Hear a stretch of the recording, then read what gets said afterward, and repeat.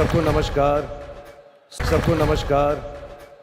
जब एक हिंदू किसी को नमस्ते करता है तो वो इंसान को नहीं कर रहा, वो उसके अंदर बैठे हुए परमात्मा को देख के कहता है कि नमस्ते, मैं तुम्हारे आगे झुकता हूँ। और वो कि हिंदू लोग कहते हैं नमस्ते। नमस्ते का लफ्ज किधर से आता है आपको शायद पता होगा। नमस्ते आता है इदम नममे से। इदम नममे मतलब मैं आपके सामने झुकता हूं, मैं आपकी इबादत करता हूं, बराबर। इदम नममे आप कहना चाहते मैं आपके अंदर ईश्वर की इबादत करता हूं।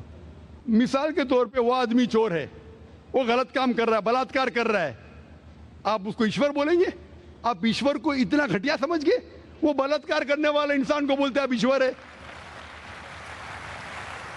इससे भाईचारगी बढ़ेगी नहीं घटेगी। वो बलात्कार करने वाले को, वो चोर को, वो डाकू को मैं ईश्वर मान रहा हूं, उसके सामने झुक रहा हूं।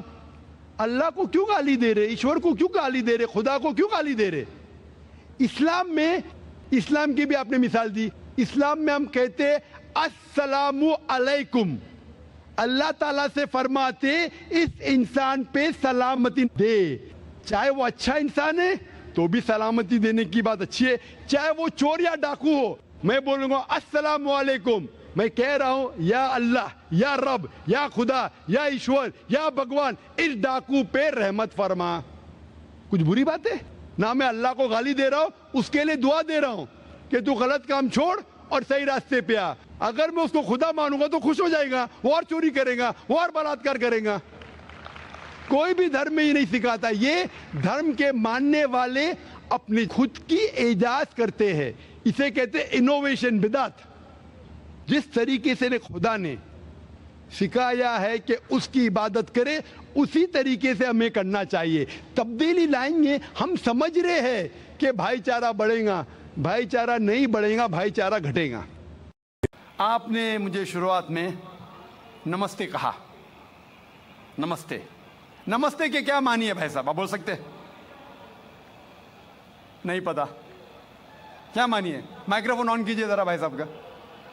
नमस्ते मतलब मैं सर झुका के मैं आपको नमन करता हूँ। हाँ, सर झुका के आप मुझे नमन करता हूँ। नमन करता हूं। सर झुका के, सर झुका के मुझे नमन करना शिर्क है, हराम है, प्रोहिबिटेड है। आप मेरे सामने भी सर नहीं झुका सकते, चाहे आप मुझसे मोहब्बत करते हैं, चाहे आप मेरी इज्जत करते हैं, फिर भी आप मेरे सामने सर नहीं झुका सकते। सर झुकाना चाहिए तो सिर्फ खुदा के सामने, अल्लाह के सामने, और मैं खुदा नहीं हूं। आप जानते हैं, आप मेरी इज्जत कर सकते हैं, मेरी बात जो मैं कहता हूं उसके ऊपर अमल कर सकते हैं, लेकिन आप मेरे सामने सर नहीं झुका सकते। इसीलिए मैं जवाब में आपको कहूंगा अस्सलामु अलैकुम, आप पे सलामती हो, आप पे सलामती हो। आप समझे ना? मैं आपके सामने झुक नहीं सकता हूं। ये सिर झुकेगा तो सिर्फ अल्लाह के सामने, सिर्फ खुदा के सामने। तो आपने बड़प्पन में मुझे कहा, लेकिन अगर गलत चीज कहा तो मैं वापस से जवाब नहीं दे सकता हूं, क्योंकि मैं जानता हूं जो लोग नहीं जानते वो ऐसे हरकत कर सकते हैं। मिसाल के तौर पे, 1 महीना पहले मैं जब बॉम्बे एयरपोर्ट पे था तो एक औरत, हिंदू खातून, मुझे पूछी कि आप डॉक्टर जाकिर नाइक है?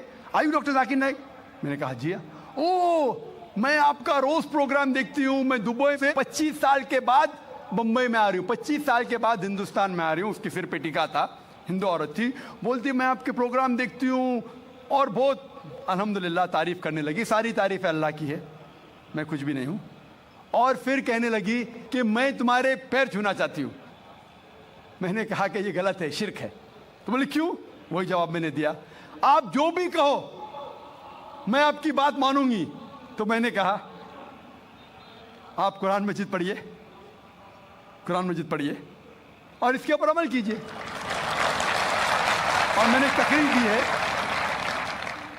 Similarities between Islam and Hinduism, इस्लाम और हिंदुइज्म में यकसानियत, और साबित किया है कि हिंदुइज्म में भी लिखा है कि आप सिर्फ एक ईश्वर की इबादत करना चाहिए, जितने ऋषि आने वाले उनमें मानना चाहिए, और मोहम्मद सल्लल्लाहु अलैहि वसल्लम में भी। तो आपको अगर कुरान और वेदा पे अमल करना चाहिए जो यकसा है, आपको एक खुदा में मानना पड़ेगा और आखिरी पैगंबर मोहम्मद सल्लल्लाहु अलैहि वसल्लम पर।